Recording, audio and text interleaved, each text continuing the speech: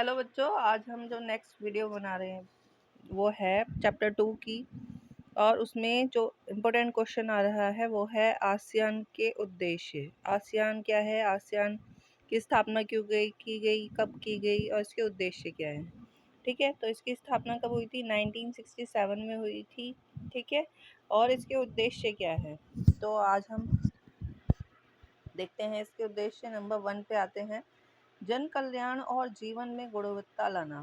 तो इसका जो पहला उद्देश्य था वो था जितने भी लोग इस आसियान के देशों में रहते हैं, जो 10 देश हैं उनमें रहते हैं, उनका कल्याण करना और उनके जीवन में गुणवत्ता लाना। ठीक है, नेक्स्ट पॉइंट है आर्थिक, सामाजिक एवं सांस्कृतिक विकास करना। उनका आर्थिक विकास करना और सांस्कृतिक विकास करना, मतलब जो भी अर्थव्यवस्था है उसको आगे ले जाना ताकि हर एक व्यक्ति का आर्थिक विकास हो सके।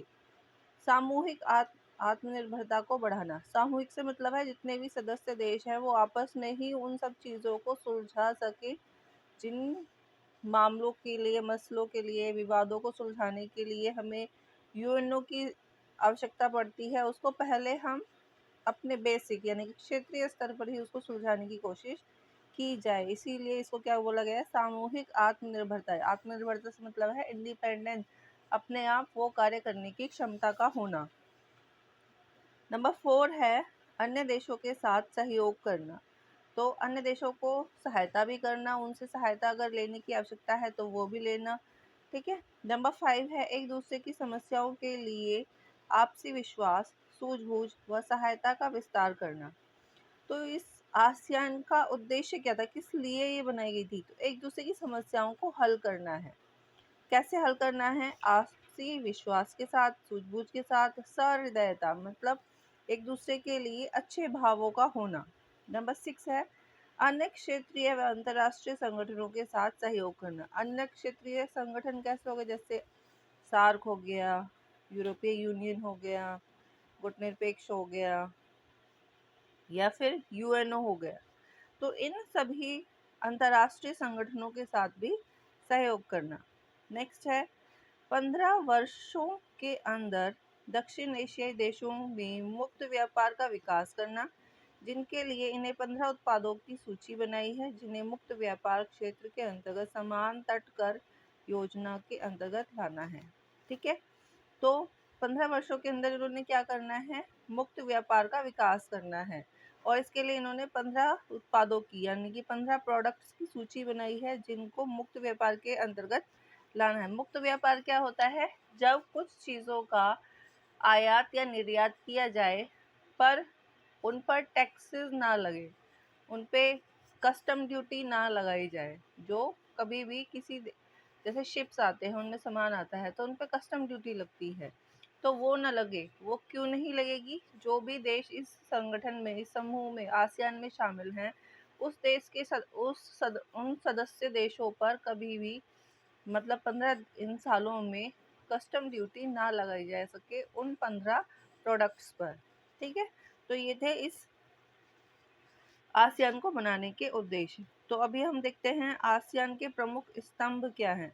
तो आसियान के प्रमुख स्तंभ पूछे जाते हैं, तो आसियान के प्रमुख स्तंभ क्या हैं? नंबर 1 है आसियान सुरक्षा समुदाय।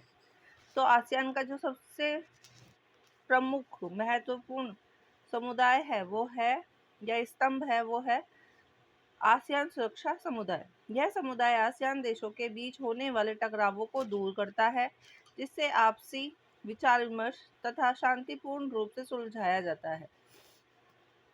देखिए, सुरक्षा से मतलब है एक दूसरे की सुरक्षा। यदि किसी देश को सुरक्षा की आवश्यकता है तो उस समूह के दूसरे देश उस देश की सहायता करते हैं, चाहे वो सैनिक सहायता हो या सुरक्षा के बाद। मोस्टली यहाँ पे युद्धों को अवॉइड किया जाता है, मतलब युद्ध ना हो ऐसी परिस्थितियाँ लाई जाती है। बातचीत के जरिए ही मसलों को, मुद्दों को या विवादों को सुलझाया जाता है। नेक्स्ट आता है आसियान आर्थिक समुदाय। तो आसियान आर्थिक समुदाय आसियान देशों का साझा बाजार और उत्पादन तथा क्षेत्र में सामाजिक आर्थिक विकास को बढ़ावा देता है, जिसके लिए कर रहित या कर मुक्त व्यापार को आसियान के द्वारा महत्व दिया जा रहा है। देखो आर्थिक समुदाय, आर्थिक आर्थिक क्या होता है? आर्थिक होता है धन से रिलेटेड चीजें, ठीक है, वो सब मसले मुद्दे जिसमें धन का लेन या देन होता है वो आर्थिक कहलाता है। तो इस तरह की जितने भी क्षेत्र हैं जो उन देशों की अर्थव्यवस्था को सुधारने से है या फिर व्यापार करने से है, कर मुक्त व्यापार करने से है, कस्टम ड्यूटी से रहित व्यापार करने से है, तो ये किस में आते हैं? ये आते हैं आर्थिक समुदाय में। तो इसमें जितने भी सदस्य देश हैं उनसे कर मुक्त व्यापार किया जाना चाहिए और कोई भी कस्टम ड्यूटी वगैरह नहीं ली जानी चाहिए, इस पे ज़्यादा महत्व दिया जा रहा है। तो अभी आते हैं नेक्स्ट पॉइंट पर। आसियान सामाजिक सांस्कृतिक समुदाय। तो इस समुदाय का काम क्या है? यह समुदाय आसियान देशों के बीच पारस्परिक सामाजिक एवं सांस्कृतिक संबंधों को बढ़ावा देता है। पारस्परिक का मतलब होता है एक दूसरे के साथ। तो आसियान सामाजिक और सांस्कृतिक समुदाय का काम क्या है? इनमें सामाजिक और सांस्कृतिक संबंधों को बेहतर बनाना है और इनको बढ़ावा देना है। ठीक है बच्चे, तो आई थिंक आपको ये जो इसके तीन समुदाय जो थे वो समझ में आए होंगे। स्तंभ जो है, तीन प्रमुख स्तंभ है। पहला है सुरक्षा समुदाय, जिसमें सुरक्षा को लेकर के एक दूसरे की सहायता की जाती है। विचार विमर्श के द्वारा शांतिपूर्ण रूप से विवादों को सुलझाया जाता है। और नेक्स्ट आता है आर्थिक समुदाय, जिसमें अर्थव्यवस्था को ऊपर बढ़ाने के लिए, व्यापार को बढ़ावा देने के लिए कर मुक्त व्यापार किया जाता है, ठीक है, कस्टम ड्यूटी वगैरह नहीं ली जाती है। और फिर आता है सामाजिक और सांस्कृतिक समुदाय, जिसमें संस्कृति और सामाजिकता को बढ़ावा देने के लिए कल्चरल प्रोग्राम्स किए जाते हैं, एक दूसरे देशों के बीच में आवागमन किया जाता है, यात्राएं की जाती हैं, मूवीज को दिखाया जाता है, ताकि लोग, दूसरे देश के लोग उस देश के लोगों का कल्चर समझ सकें, उसको बढ़ावा मिले। ठीक है,